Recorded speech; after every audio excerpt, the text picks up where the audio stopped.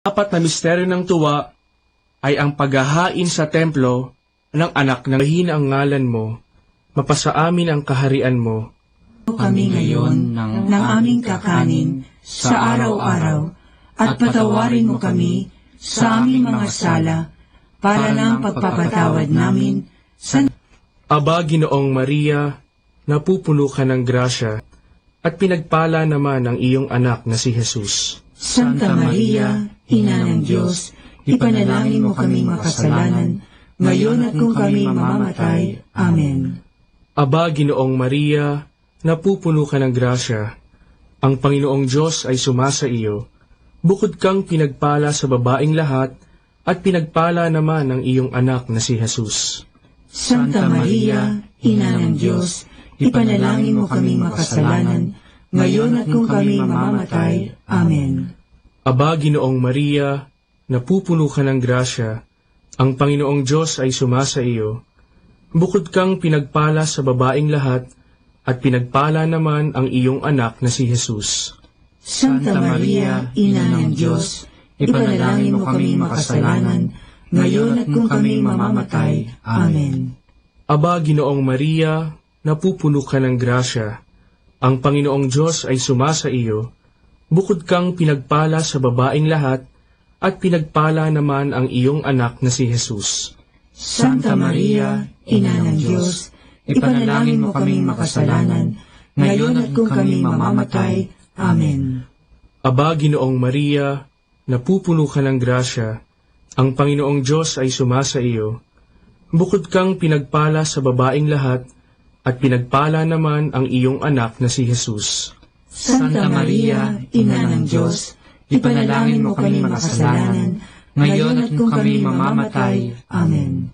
Aba, Ginoong Maria, napupuno ka ng grasya, ang Panginoong Diyos ay sumasa iyo, bukod kang pinagpala sa babaing lahat, at pinagpala naman ang iyong anak na si Jesus. Santa Maria, Ina ng Diyos, ipanalangin mo kaming makasalanan, ngayon at kung kami mamamatay. Amen. Aba, Ginoong Maria, napupuno ka ng grasya, ang Panginoong Diyos ay sumasa iyo, bukod kang pinagpala sa babaing lahat, at pinagpala naman ang iyong anak na si Jesus.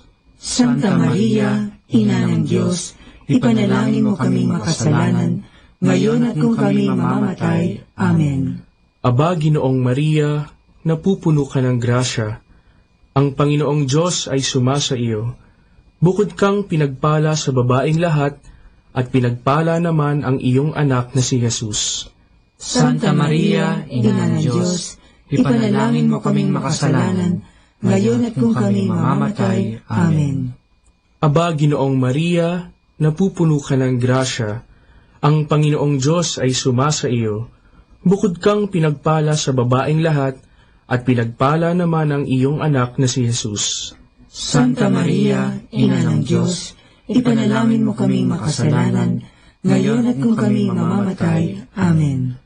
Aba, Ginoong Maria, napupuno ka ng grasya, ang Panginoong Diyos ay sumasa iyo, bukod kang pinagpala sa babaing lahat, at pinagpala naman ang iyong anak na si Jesus. Santa Maria, Ina ng Diyos, ipanalangin mo kaming makasalanan, ngayon at kung kami mamamatay.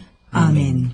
Luwalhati sa Ama, at sa Anak, at sa Espiritu Santo, kapara na sa unang-una, ngayon at magpakailanman, magpasawalang hanggan. Amen. O Jesus ko, patawarin mo ang aming mga sala, iligtas mo kami sa apoy ng impyerno, hanguin mo ang mga kaluluwa sa purgatorio, lalong-lalo na yaong nangangailangan ng iyong awa. Ang panglimang misteryo ng tuwa ay ang pagkakakita kay Jesus sa templo ng Jerusalem. Ama namin, sumasalangit ka, sambahin ang ngalan mo, mapasa amin ang kaharian mo, sundin ang loob mo dito sa lupa para ng sa langit. Bigyan mo kami ngayon ng aming kakanin sa araw-araw, at patawarin mo kami sa aming mga sala, para ng pagpapatawad namin sa nagkakasala sa amin, at huwag mo kaming ipahintulot sa tukso, at iadya mo kami sa lahat ng masama. Amen. Aba, Ginoong Maria, napupuno ka ng grasya, ang iyong anak na si Jesus. Santa Maria, Ina ng Diyos, ipanalangin mo kaming makasalanan, ngayon at kung kami mamamatay. Amen.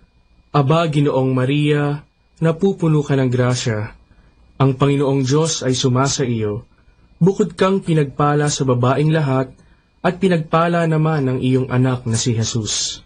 Santa Maria, Ina ng Diyos, ipanalangin mo kaming makasalanan, ngayon at kung kami mamamatay. Amen.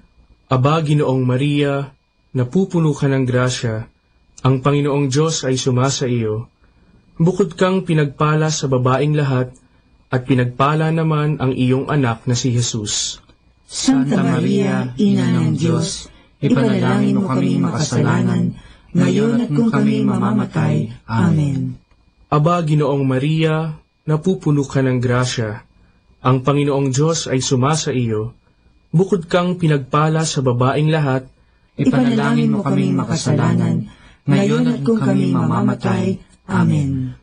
Aba, Ginoong Maria, napupuno ka ng grasya, ang Panginoong Diyos ay sumasa iyo. Ina ng Diyos, ipanalangin mo kaming makasalanan, Puno ka ng grasya, ang Panginoong Diyos ay sumasa iyo.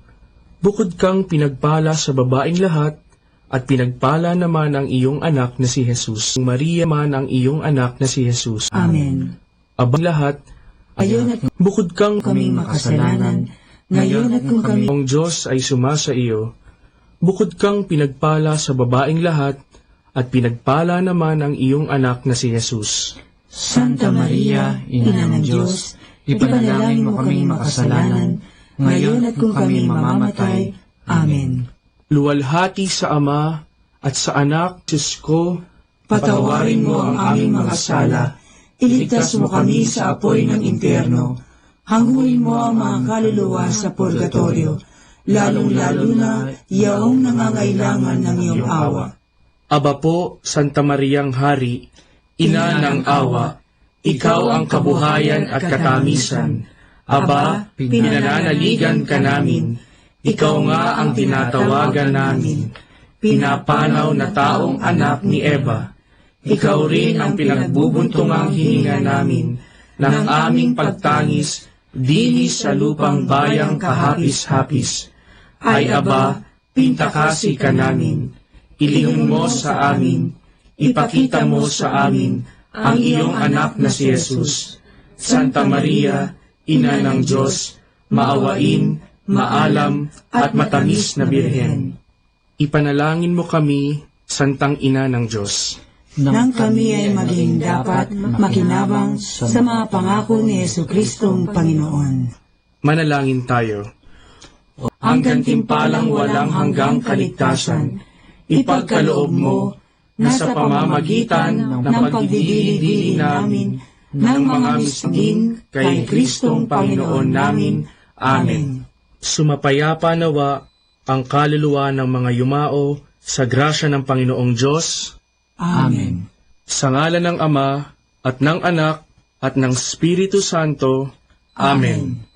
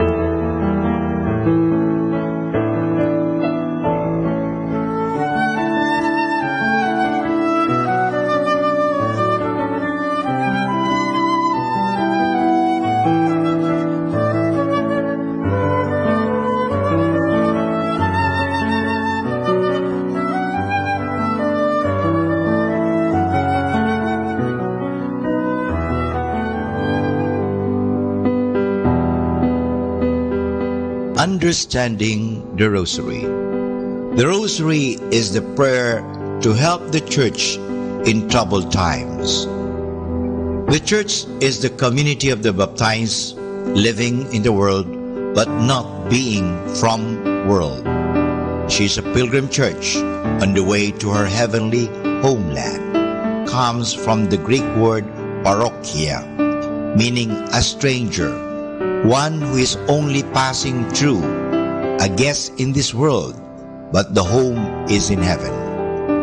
No wonder that such a community will experience misunderstanding and persecution from witnesses and sin. It is interesting to observe. Let us at those times soldiers averted the danger. In 1917 at Fatima, the Rosary was recommended as the way inside or outside.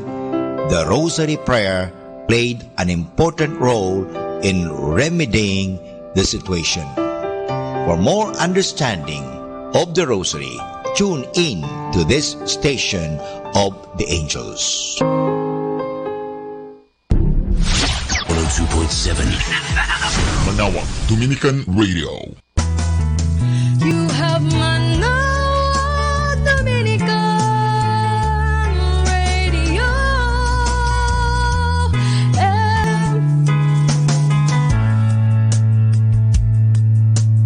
Kasama natin to. Dominican Radio, in cooperation with TheFranciscanRadio.org, brings you the Saint of the Day.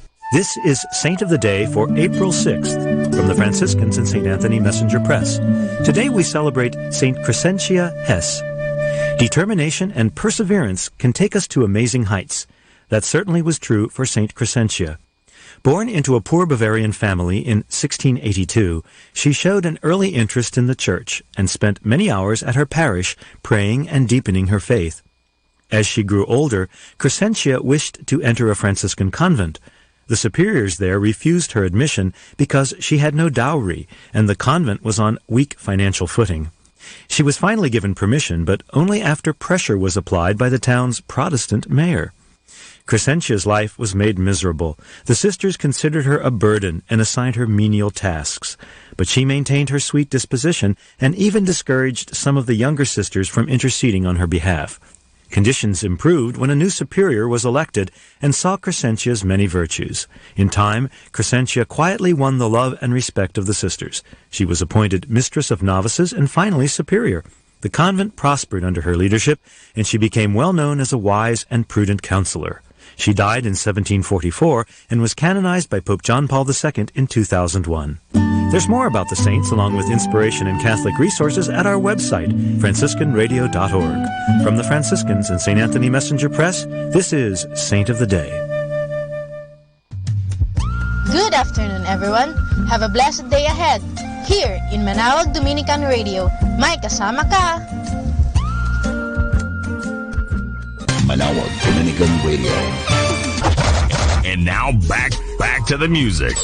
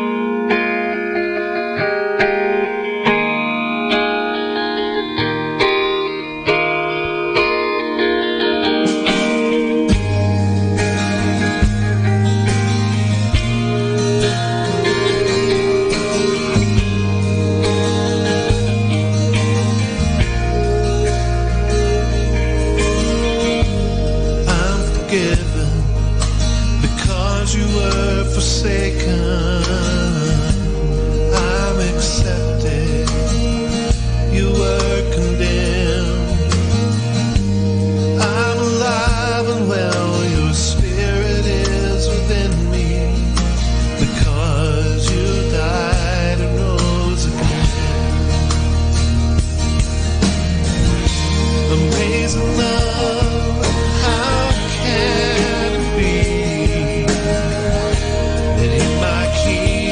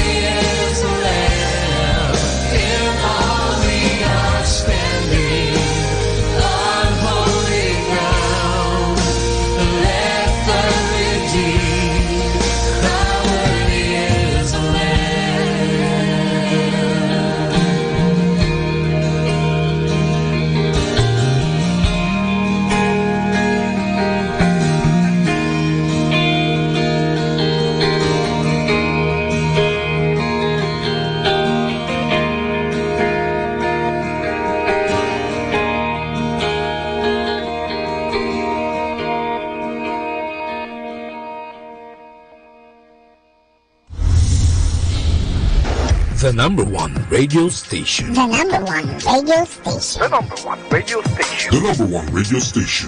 Number one station for Christ. To the FM. Manawag, Dominican Radio. May kasama ka.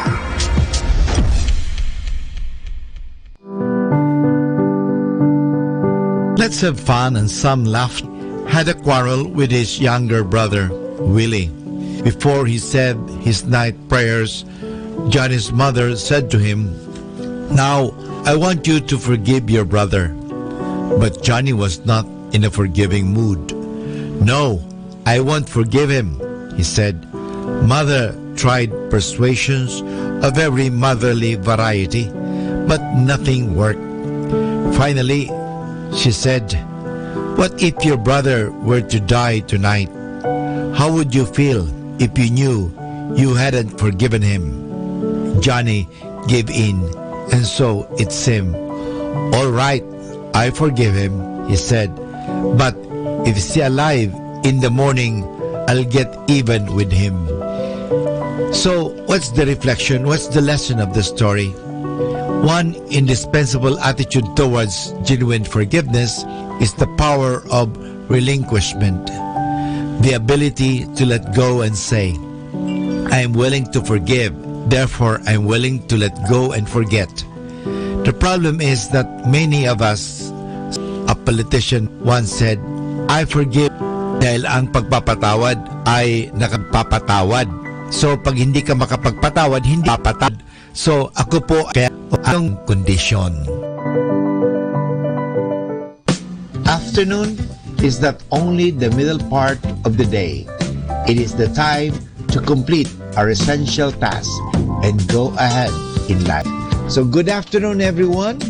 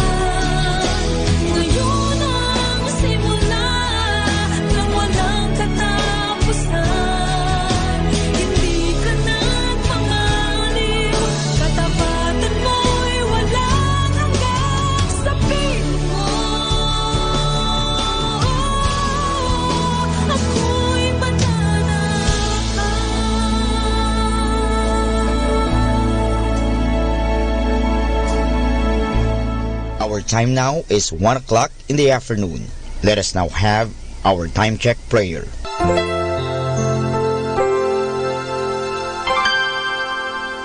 Inaanyayahan ko po kayo na samahan ninyo ako sa panalangin sa oras na ito.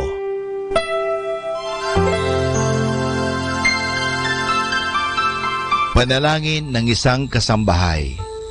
Mapagmahal naming Ama, sa iyong tulong at pagsusubaybay, ako umaasa. Luwin mong matupad ko ng maayos ang mga gawaing bahay na kaatang sa akin.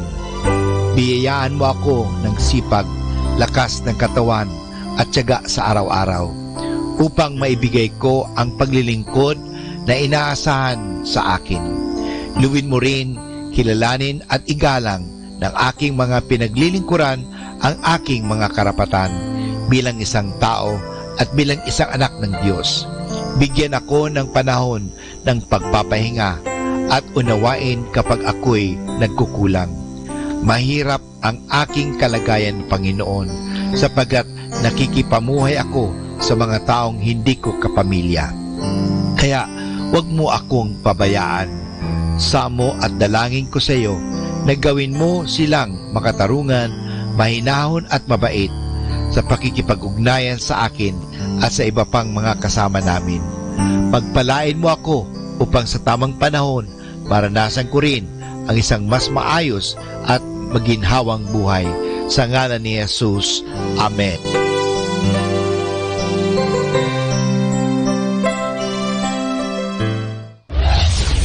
This is Manawag Dominican Broadcasting Incorporated, a religious non-commercial radio station.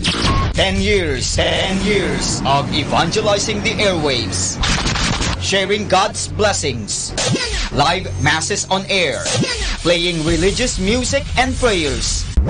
May kasama ka, si Jesus, si Maria at kami. Our positive thought for this hour. There is nothing interesting if you are not interested.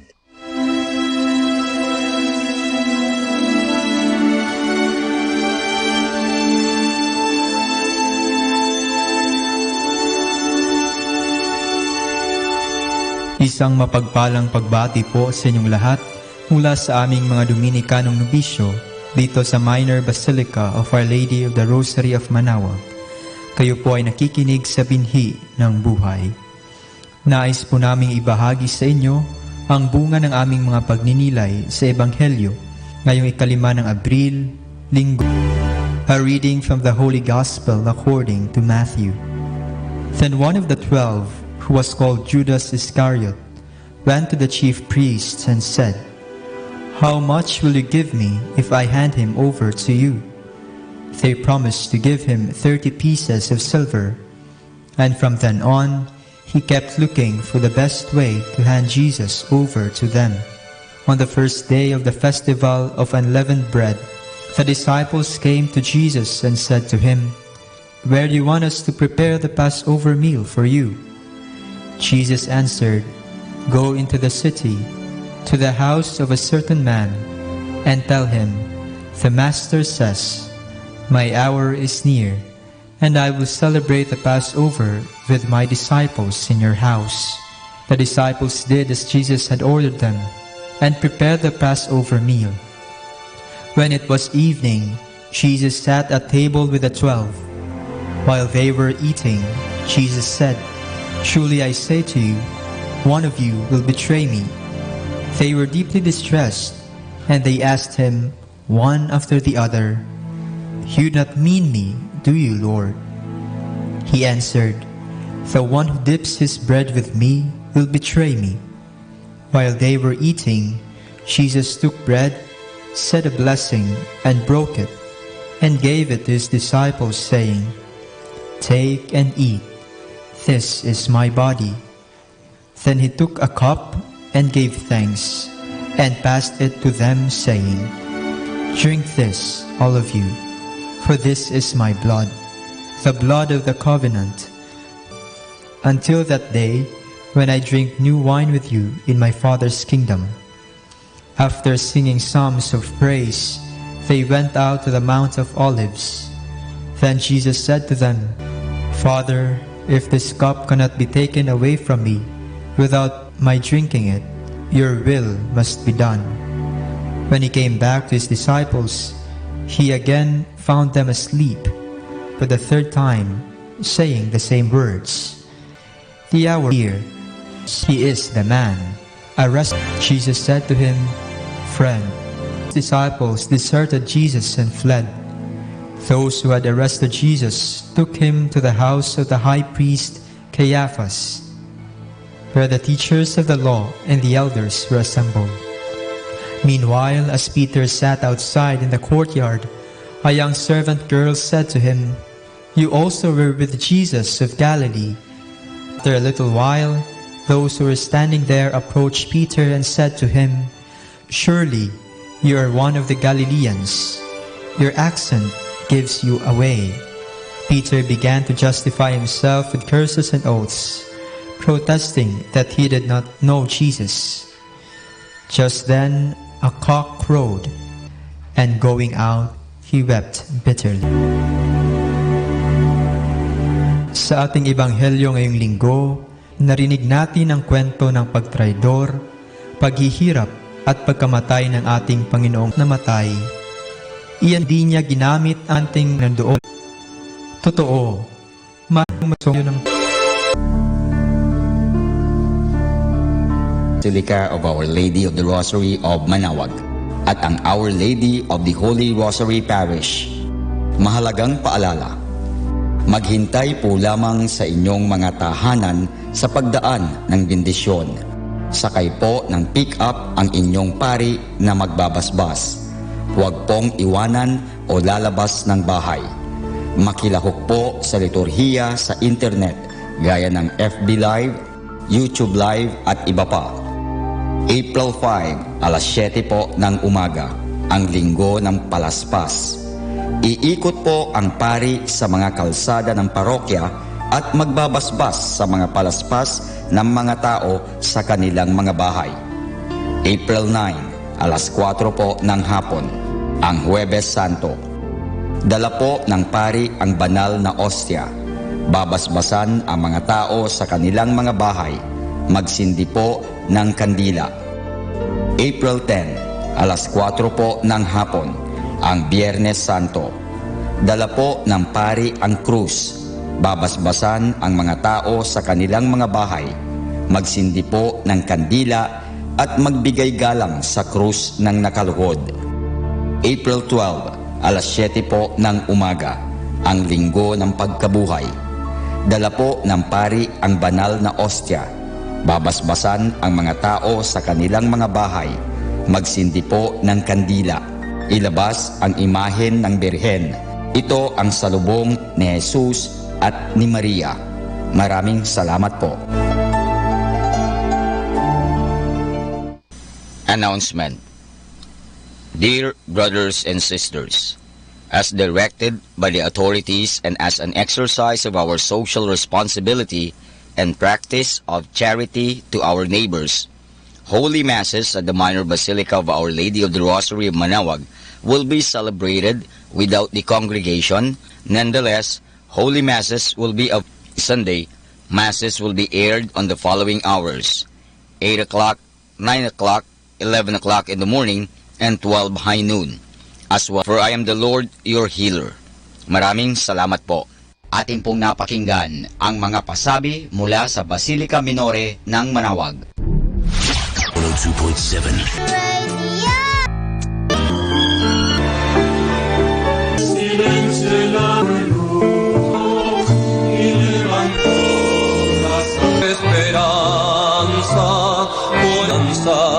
el porvenir en esta tierra mía.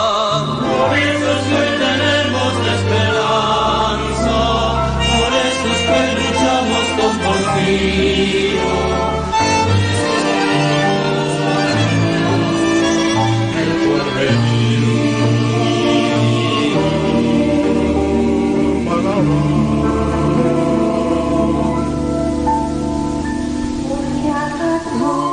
Mis cosas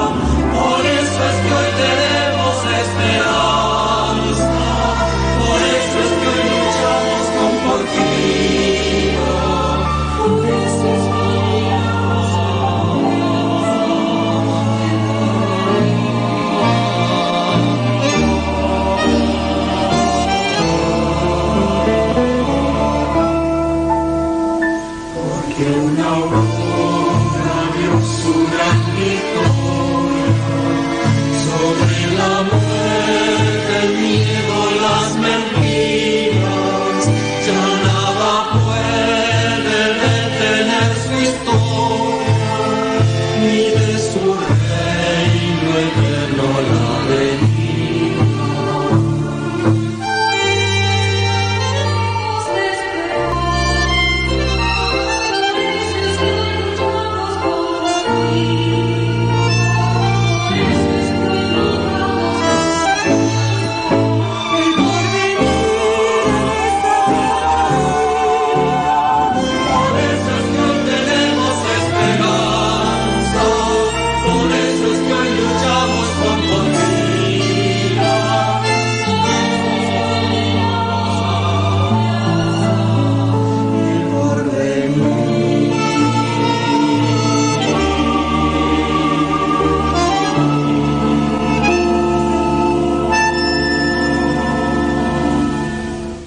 Kasama natin to. Atin pong pakinggan ang isang kwento sa Biblia ni Kasamang Cool.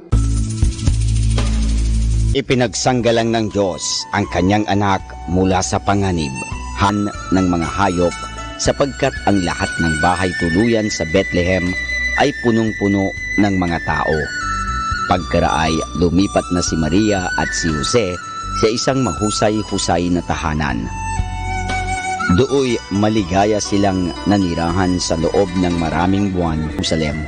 Nabalitaan ng malupit na haring si Herodes ang pagsilang ni Jesus. Natatakot siya na baka balang araw ay naisin ng mga tao na maging hari nila si Jesus upang ipalit sa kanya. Kaya't ninais niyang patayin ang sanggol na si Jesus. Hindi mapapayagan ng Diyos na saktan ni Haring Herodes ang kanyang anak.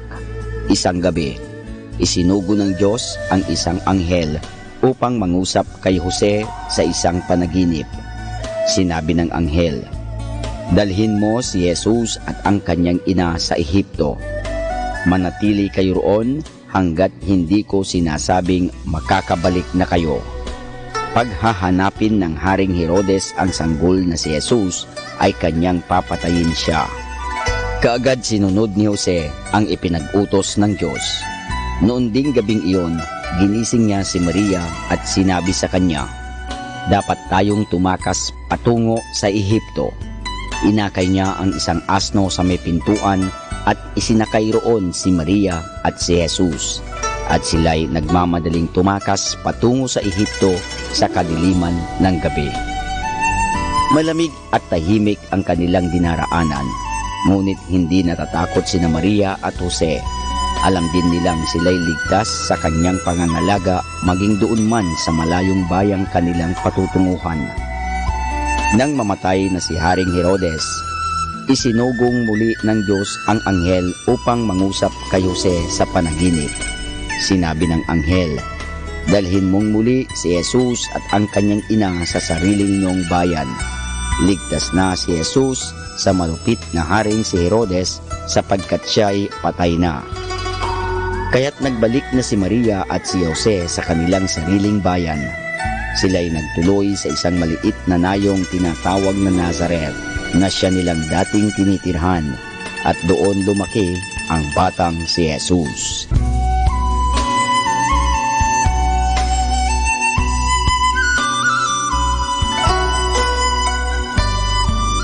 At yan po mga kasama ang isa na namang kwento sa Biblia na pinamagatang Ipinagsanggalang ng Diyos ang kanyang anak mula sa panganib, hango sa libro ng Mateo, Kapitulo 2, versikulo 13 hanggang 15. Abangan muli bukas ang isa na namang kwento sa Biblia. Ito po muli si Kasamang Cool. 102.7 FM, Manawag Dominican Radio, joins the world in the observance of Lenten season.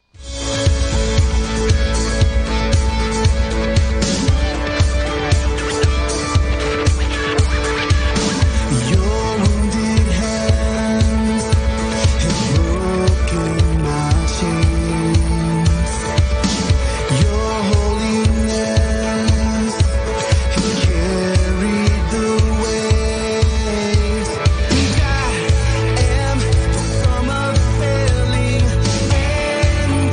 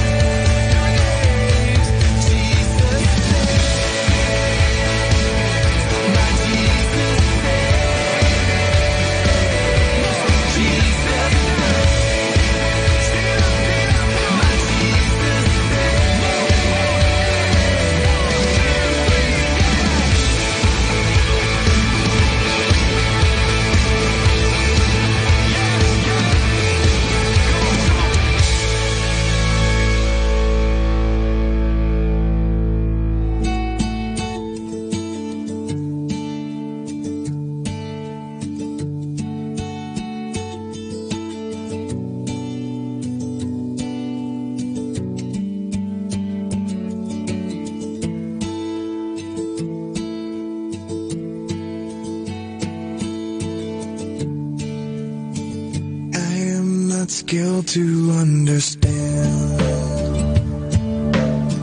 what God has willed, what God has planned.